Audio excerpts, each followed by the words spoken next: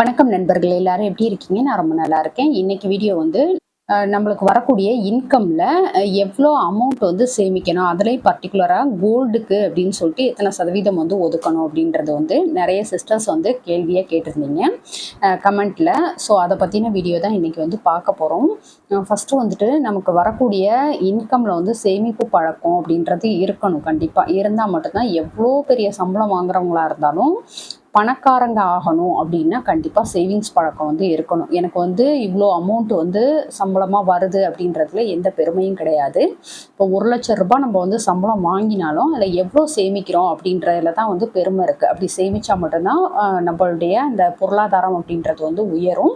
நம்ம வந்து பணக்காரங்களாகணும், வீடு வாங்கணும், இடம் வாங்கணும், கார் வாங்கணும், இந்த மாதிரி விஷயங்கள்லாம் வந்து நம்ம அச்சீவ் பண்ணுறதுக்கு வந்து அது ஒன்று மட்டும்தான் நமக்கு வந்து ஹெல்ப்ஃபுல்லாக இருக்கும். நம்ம எவ்வளோ சம்பளம் வாங்குகிறோம் அப்படின்றது வந்து ஒரு மேட்ரே கிடையாது. அதில் எவ்வளோ சேமிக்கிறோம் அப்படின்றது தான் வந்து ஒரு விஷயமா எடுத்துகிட்டு நம்ம வந்து பண்ண ஆரம்பிக்கணும். ஸோ நம்மளுக்கு வரக்கூடிய இன்கமில் வந்து எத்தனை சதவீதம் சேமிக்கலாம் அப்படின்றது வந்து பல பேத்துக்கு வந்து இது ஒரு டவுட்டாகவே இருக்குது. இது வந்து ஒவ்வொருத்தருடைய மைண்ட் செட்டு பொறுத்து இது வந்து மாறும் அப்படின்றது ஒரு பக்கம் இருந்தாலும் கன்ஃபார்மாக இவ்வளோ தான் சேமிக்கணும், அதாவது இத்தனை பர்சன்டாவது நம்ம வந்து சேமிக்கணும் அப்படின்றது வந்து ஒரு ரூலே இருக்குது. ஸோ அதுபடி நம்ம வந்து ஓரளவுக்கு சேமிக்கிறோம் அப்படின்றப்போ நம்மளுடைய அந்த பொருளாதார நிலை அப்படின்றது வந்து உயரும். அந்த பர்சன்டேஜ் வந்து எவ்வளோ அளவுக்கு சேமிக்கிறோம் அப்படின்றத பொறுத்து நம்ம சீக்கிரமாக முன்னுக்கு வரோமா இல்லை கொஞ்சம் ஸ்லோவாக போகிறோமா அப்படின்றது வந்து அதுலேருந்து தான் வேறுபடும். ஸோ கண்டிப்பாக வந்து ஒரு குறிப்பிட்ட சதவீதம் சேமிக்கணும். அது எவ்வளோ என்ன அப்படின்றது எல்லாமே வந்து இந்த வீடியோவில் டீட்டெயில்டாக சொல்லியிருக்கேன். ஸோ வீடியோ வந்து ஸ்கிப் பண்ணாமல் ஃபுல்லாக பாருங்கள். அதோட அந்த வீடியோவுக்கு ஒரு லைக் ஒன்று கொடுத்துருங்க. அதோட நிறைய பேர் வந்து நம்ம சேனல் வந்துட்டு சப்ஸ்கிரைப் பண்ணாமல் பார்க்குறீங்க. ப்ளீஸ் எனக்காக சப்ஸ்கிரைப் பண்ணிவிட்டு பாருங்கள். அதுக்கடுத்து எப்படி வந்து பட்ஜெட் போடுறது அப்படின்றது வந்து கரெக்டாக பார்த்து செய்யணும். இப்போ ஒரு ஃபேமிலியை வந்து எடுத்துக்கிட்டோம் அப்படின்றப்போ கண்டிப்பாக பட்ஜெட் போட்டு நம்ம செலவு பண்ணுறோம் அப்படின்றப்போ தான் நமக்கு வந்து ஒரு நல்ல நிலைமைக்கு சீக்கிரம் வர முடியும். நமக்கு எவ்வளோ வருமானம் வந்தாலும் கண்டிப்பாக பட்ஜெட் அப்படின்றது போட்டு செலவு பண்ணால் மட்டும்தான் நம்ம வந்து எவ்வளோ செலவு பண்ணுறோம், அதில் வீண் செலவு என்ன பண்ணுறோம், எவ்வளோ சேமிக்கலாம் அப்படின்றது மாதிரியான ஒரு பிளானுக்கு வந்து வர முடியும். நம்ம 1,00,000 சம்பாரிச்சாலும் அதை வந்து அப்படியே ஒரு கணக்கு வழக்கு இல்லாமல் எடுத்து செலவு பண்ணிகிட்டு இருக்கோம் அப்படின்றப்போ, அதாவது அந்த செலவு பண்ணக்கூடிய விஷயங்களுக்கு வந்து ஒரு கணக்கே நமக்கு இல்லை, நம்ம எதுவுமே நோட் பண்ணி வைக்கலை அப்படின்றது மாதிரி நம்ம செலவு பண்ணுறோம் அப்படின்றப்போ கட்டாயம் நம்மளால் வந்து சீக்கிரமாக முன்னுக்கு வர முடியாது. எவ்வளோ 1,00,000 சம்பாரிச்சாலுமே அது தான் நிலைமை. நம்ம ஒரு 10,000 சம்பாரிச்சாலும் சரி இல்லை 1,00,000 சம்பாரிச்சாலும் சரி கண்டிப்பாக வந்து கணக்கு வழக்கு எழுதுகிறப்போ தான் நம்ம வந்து என்ன பண்ணுறோம் அப்படின்றது வந்து நமக்கே தெரியும். ஸோ எப்படி வந்து பட்ஜெட் போடுறது, எப்படி வந்து கணக்கு வழக்கெல்லாம் எழுதுறது அப்படின்னு சொல்லிட்டு நான் ஆல்ரெடி வீடியோ போட்டிருக்கேன். அதோடைய லிங்க் வந்து ஐ பட்டன்லையும் டிஸ்கிரிப்ஷன்லையும் கொடுக்குறேன். கண்டிப்பாக செக் பண்ணி பாருங்கள். அதுக்கடுத்து வந்து எத்தனை சதவீதம் சேமிக்கணும் அப்படின்ற ரூல்லாம் பார்த்தோம் அப்படின்னா, இப்போ இன்கமில் வந்துட்டு அவசிய செலவு அப்படின்றது வந்து ஒரு 50% வந்து நம்ம பண்ணணும்.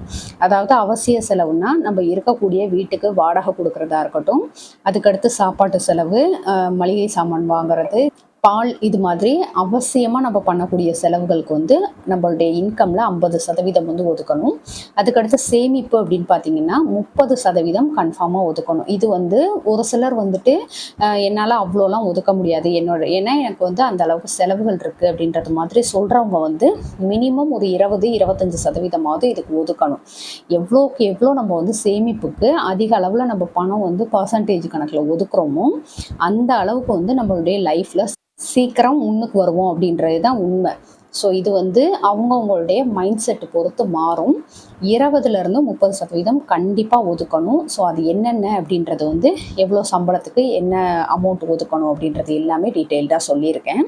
அதுக்கடுத்து வந்து நம்மளுடைய ஆசை, அதாவது ஏதாவது ஒன்று வாங்கணும் பண்ணணும் அந்த மாதிரிலாம் ஒரு ஆசை இருக்கும் பார்த்தீங்களா, அதுக்கு வந்து ஒரு 20%, ஏதாவது வெளியில் போகிறது, அதுக்கடுத்து வந்துட்டு ஒரு என்டர்டைன்மெண்ட்டுக்காக பண்ணுறது, இந்த மாதிரி விஷயங்களுக்கு வந்து ஒரு 20% வந்து ஒதுக்கணும். ஒரு சிலர் வந்து இந்த ரூலை மாற்றியுமே சொல்லுவாங்க.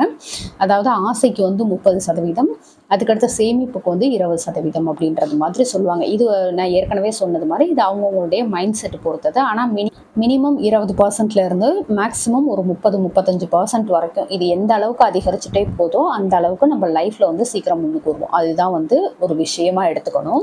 அதுக்கடுத்து பார்த்தீங்கன்னாக்கா சேமிக்கிறதுக்கு வயசு இருக்கா அப்படின்னு கேட்டிங்கன்னா கண்டிப்பாக அதுக்கு வந்து வயசு இருக்குது.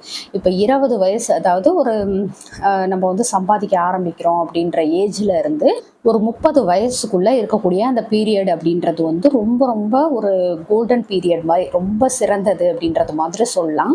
ஏன்னா அந்த டைம்ல வந்து நமக்கு அதிகபட்ச செலவுகள் எதுவுமே இருக்காது. மேக்சிமம் பார்த்தோம்னாக்க நம்ம பேரண்ட்டை பார்த்துக்கிறதா இருக்கட்டும், அதுக்கடுத்து வந்து அவங்களுடைய இன்கம்லேயே ஓரளவுக்கு வந்துட்டு அவங்க எல்லாமே மேனேஜ் பண்ணிடுவாங்க. ஸோ நம்ம வந்து ஏதாவது கடன் இருக்குது அது மாதிரி உள்ள விஷயங்களை வந்து க்ளோஸ் பண்ணுறதுக்கு அதுக்கடுத்து வந்து அதிகபட்சம் நம்மளுடைய சேமிப்புக்கு ஒதுக்குற டைமாக இதை வந்து வச்சுக்கணும். இப்போ இருக்க பசங்களுக்கு சொல்லவே வேண்டாம், நல்ல ஒரு இன்டெலிஜென்ட்டாகவே இருக்கிறாங்க. சேவிங்ஸ் விஷயத்தில் வந்து நிறைய தெரிஞ்சுக்கணும், நிறைய சேவ் பண்ணணும் அப்படின்ற மைண்ட் செட் வந்து இப்போ வந்து நிறைய அந்த சிறு வயசுலேயே வந்து அவங்களுக்கு தெரிஞ்சுக்கிறாங்க. ஸோ அதனால் வந்துட்டு நம்ம அந்த மாதிரி எப்படி வந்து சேமிக்கலாம் அப்படின்றத வந்து பிளான் பண்ணணும். அதுக்கடுத்து 31லேருந்து 40க்குள்ளே இருக்கிறது அப்படின்றது வந்து இந்த டைமாவது நம்ம வந்து செய்யணும் அப்படின்றது மாதிரி எடுத்துகிட்டு செய்ய ஆரம்பிக்கணும். இந்த டைமில் வந்து நம்ம மேக்ஸிமமாக ரொம்ப கஷ்டப்பட்டு, அதாவது இந்த ஃபஸ்ட்டு ஒரு 30 வயசு வரைக்கும் விட்டுட்டோம் அப்படின்றப்போ அடுத்து இருக்க ஒரு 10 வருஷத்தில் வந்து ரொம்ப ஹார்ட் ஒர்க் போட்டு நம்ம சேமிக்கிறது மாதிரி இருக்கும். நிறைய வந்து சேவிங்ஸுக்கு ஒதுக்குறது மாதிரி இருக்கும்.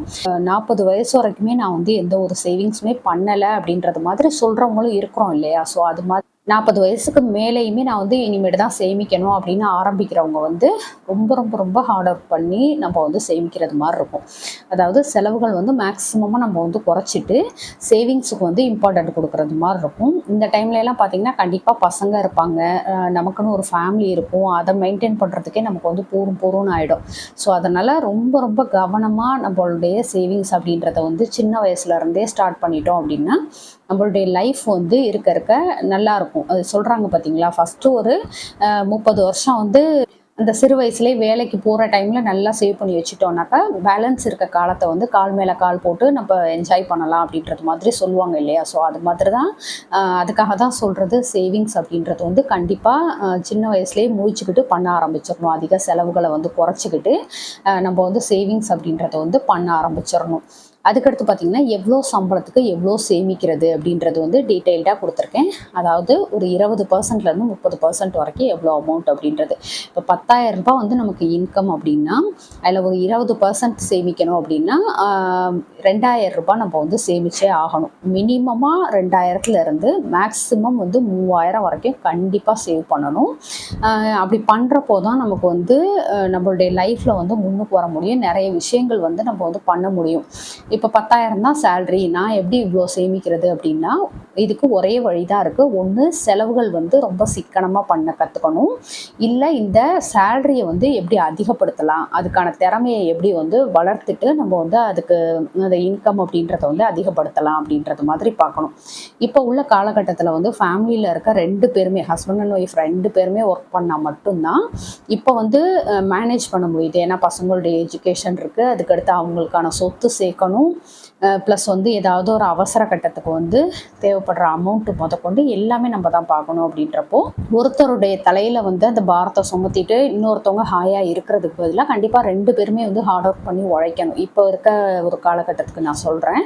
ஸோ அது மாதிரி வந்துட்டு 2 பேரும் வேலைக்கு போகிறதுக்கு மாதிரி பார்க்கலாம். இந்த மாதிரி பண்ணுறது மூலமாக தான் நம்மளால் வந்து இவ்வளோ அமௌண்ட்டு சேமிக்க முடியும். அதுக்கடுத்து 15,000 ரூபாய் சம்பளம் அப்படின்னா அதில் வந்து ஒரு 20% அப்படின்றப்போ 3,000லேருந்து 4,500 ரூபாய் வரைக்கும் நம்ம வந்து சேவ் பண்ணுறதுக்கு ட்ரை பண்ணணும். அப்புறம் 20,000 சம்பளத்துக்கு 4,000 ரூபாயிலேருந்து 6,000 ரூபாய் வரைக்கும் கண்டிப்பாக சேவ் பண்ண ட்ரை பண்ணணும். 25,000 சம்பளத்துக்கு 5,000லேருந்து 7,500 ரூபாய் வரைக்கும் கண்டிப்பாக சேவ் பண்ணணும். அடுத்து 30,000 சம்பளம் அப்படின்னா 6,000லேருந்து 9,000 ரூபாய் வரைக்கும் நம்ம சேவ் பண்ணணும். இதில் வந்து சேவ் பண்ணணும் அப்படின்னு சொல்கிறதுல நம்மளுடைய செலவுகளும் உள்ளடக்கம். ஏன் அப்படி சொல்கிறேன்னா, நம்ம வந்து எந்த அளவுக்கு வந்து சிக்கனமாக இருக்கோம். இப்போ 30,000க்கு வந்து 9,000 ரூபாய் எடுத்து வைக்கணும் அப்படின்றப்போ, அதாவது நான் மேக்ஸிமமாக சொல்கிறேன், 9,000 ரூபாய் எடுத்து வைக்கிறோம் அப்படின்றப்போ பேலன்ஸ் 21,000ல் தான் நம்மளுடைய செலவுகள் எல்லாமே பார்க்க வேண்டியிருக்கு. ஸோ அதுக்கேற்றது மாதிரி நம்மளுடைய சிக்கனமான வாழ்க்கை அப்படின்றத வந்து வாழ கற்றுக்கணும். எது ஒன்றுமே பிளான் பண்ணணும். எந்த ஒரு விஷயமே வந்துட்டு ஈஸியாக பண்ணிடணும், என்கிட்ட பணம் இருக்குது டக்குன்னு அதை பார்க்கணும் இதை பண்ணணும் அப்படின்றது மாதிரி இல்லாமல் நம்ம வந்து ரொம்ப யோசிக்கணும். இப்போ ஒரு இடத்துக்கு போகிறோம், ஒரு பொருள் வாங்க போகிறோன்னா அதில் ஒரு டைமுக்கு 10 டைம் வந்து நம்ம யோசித்து செயல்படணும். ஏன்னா ஒவ்வொரு பைசாவும் வந்து ரொம்ப கஷ்டப்பட்டு தான் எல்லாருமே சம்பாதிக்கிறாங்க. அதனால் அதை செலவு பண்ணுறதுக்குமே வந்து ரொம்ப ரொம்ப நம்ம யோசித்து பண்ணணும். ஸோ கண்டிப்பாக வந்துட்டு நம்மளுடைய சிக்கனம் அப்படின்றது இருந்தால் மட்டும்தான் நம்மளால் இந்த அளவுக்கு வந்து அமௌண்ட் வந்து சேவ் பண்ண முடியும். ஸோ கண்டிப்பாக வந்து பிளான் பண்ணுங்கள், பட்ஜெட் போடுங்க. அந்த பட்ஜெட்குள்ளே உங்களுடைய செலவுகளை கொண்டு வாங்க. நம்ம கையில் வந்து மந்த்லி பணம் கிடைச்ச விட்டே ஃபஸ்ட்டு இந்த சேவிங்ஸ் அப்படின்றதுக்கு வந்து எடுத்து வச்சுட்டு பேலன்ஸ் இருக்கக்கூடிய அமௌண்ட்டில் வந்து நம்ம செலவுகள் பார்க்க ஆரம்பிக்கணும். அந்த பேலன்ஸ் அப்படின்றது வந்து இப்போ ஒரு 10,000 ரூபாய் சம்பளம் அப்படின்னா 2,000 ரூபாய் தனியாக ஃபஸ்ட்டு எடுத்து வச்சுட்டு மிச்சம் 8,000 தான் நம்மளுடைய செலவுகள் வந்து பார்க்கணும். அந்த 8,000த்துக்குள்ளே என்ன பண்ண முடியுமோ அதை மட்டும்தான் பண்ணணும் அப்படின்றது மாதிரி ஒரு செல்ஃப் கண்ட்ரோலோடு நம்ம வந்து பண்ண கற்றுக்கிட்டோம் அப்படின்றப்போ கட்டாயம் நம்மளால் வந்து ஒரு நல்ல அமௌண்ட் வந்து சேவ் பண்ண முடியும்.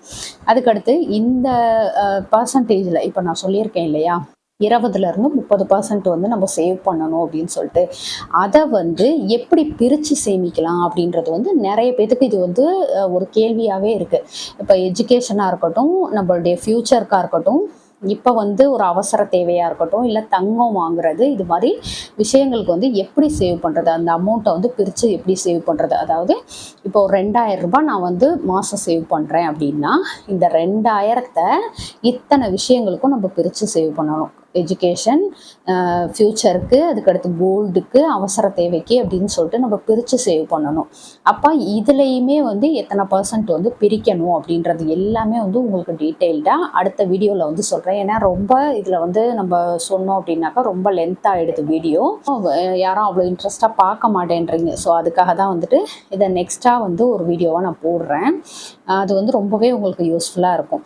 ஸோ இவ்வளோ தான் நம்மளுடைய இன்கம் அப்படின்றத வந்து இதுக்குள்ளே வந்து பழகி கொண்டுட்டு வந்துட்டோம் அப்படின்றப்போ நிச்சயமாக நம்மளால் ஒரு நல்ல ஒரு அமௌண்ட்டை சேமிக்க முடியும். மற்றவங்கள மாதிரி ஒரு வீடு, இடம் அப்படின்றதெல்லாம் வாங்கி ஒரு சிறப்பான வாழ்க்கை வந்து வாழ முடியும். ஸோ கண்டிப்பாக வந்துட்டு பட்ஜெட் போட்டு ஃபேமிலி ரன் பண்ணுங்கள். ஒவ்வொரு செலவையும் நோட் பண்ணி வைங்க. அதில் எது வந்து தேவையில்லாத செலவு அப்படின்றத வந்து கண்டுபிடிங்க. உங்களுக்கு எழுதி வைக்கிற பழக்கம் இல்லை அப்படின்னாக்க இவ்வளோ அவசர காலத்தில் வந்து என்னால் ஒரு இடத்துல நின்று எழுதிட்டு இருக்க முடியாது அப்படின்றது மாதிரி இருந்துச்சுன்னா இதுக்கு ஃபோன் ஆப்புமே இருக்குது. அதில் வந்து நம்ம போட்டுட்டோம் அப்படின்றப்போ அது வந்து நம்மளுடைய செலவுகளை வந்து ஒரு சார்ட்டாகவே காட்டும். ஸோ அது அந்த ஆப் பற்றின டீட்டெயில்டு வீடியோவும் நான் வந்து நம்ம சேனலில் வந்து போஸ்ட் பண்ணியிருக்கேன். அதோடைய லிங்க்குமே வந்து டிஸ்கிரிப்ஷனில் கொடுக்குறேன், தேவைப்படுறவங்க செக் பண்ணி பாருங்கள். நம்மளுடைய இந்த இன்கமில் வந்துட்டு இந்த அளவுக்கு பணத்தை வந்து நம்ம பிளான் பண்ணி சேமிக்கிறோம் அப்படின்றப்போ நம்மளுடைய எதிர்காலம் அப்படின்றது வந்து ரொம்ப பிரைட்டாக நல்லா இருக்கும். ஸோ கண்டிப்பாக இது மாதிரி வந்து ட்ரை பண்ணுங்கள். இதுக்கு அடுத்த வீடியோவாக வந்து எப்படி வந்து நம்ம இதில் சேவ் பண்ணுற பணத்தையும் வந்து எந்தெந்த % வந்து பிரித்து சேமிக்கலாம் அப்படின்றது வந்து நெக்ஸ்ட் வீடியோவாக நான் கொடுக்குறேன். ஓகே ஃப்ரெண்ட்ஸ், இந்த வீடியோ உங்களுக்கு பிடிச்சிருந்தா லைக் பண்ணிக்கோங்க, உங்கள் ஃப்ரெண்ட்ஸுக்கும் ஷேர் பண்ணுங்கள். நம்ம திருச்சி தமிழ் யூடியூப் சேனலில் கண்டிப்பாக சப்ஸ்கிரைப் பண்ணிட்டு பாருங்கள். தேங்க்யூ.